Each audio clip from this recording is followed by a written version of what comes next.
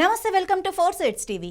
పేరు గొప్ప ఊరు దిబ్బ అనే సామెతను ఎవరు పుట్టించారో కానీ ఆ సామెత డ్రాగన్ కంట్రీ చైనాకు 100% వర్తిస్తుందని చెప్పుకోవచ్చు.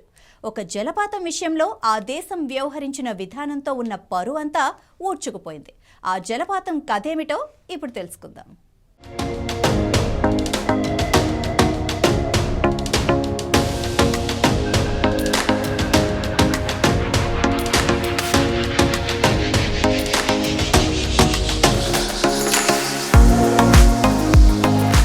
ఇంతకు ఆ జలపాతం పేరు యూన్టాయ్ వాటర్ఫాల్. ఇది ఆసియాలోని అతిపెద్ద జలపాతంగా రికార్డులకెక్కింది. హెనాన్ ప్రావిన్స్లోని యూన్టాయ్ పర్వతాల నడుమ 1030 అడుగుల ఎత్తు నుంచి నీరు కిందకు ప్రవహిస్తుంది. ఇన్నాళ్లు ఇదొక ప్రకృతి సౌందర్యమంటూ ఆ దేశం కలరింగిస్తూ వచ్చింది. తీరా చూస్తే ఇదంతా ఫేక్ అని, ఆ జలపాతం ఉత్తిదేనని తేలిపోయింది.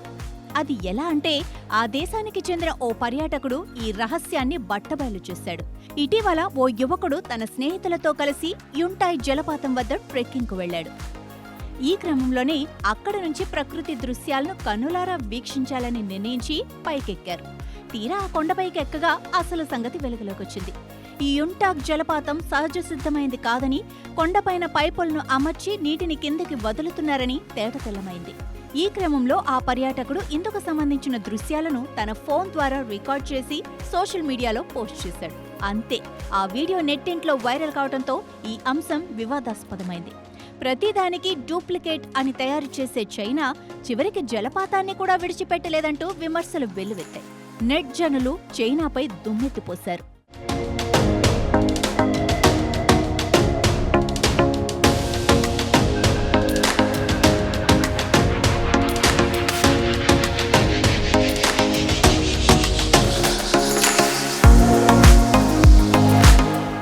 దీంతో యూన్టాయ్ జియో పార్క్ నిర్వాహకులు కిందికి దిగొచ్చి ఈ అంశంపై వివరణ ఇచ్చుకున్నారు. తొలుత ఈ ఫేక్ జలపాతాన్ని సృష్టించినందుకు ఆ పార్క్ నిర్వాహకులు క్షమాపణలు చెప్పారు.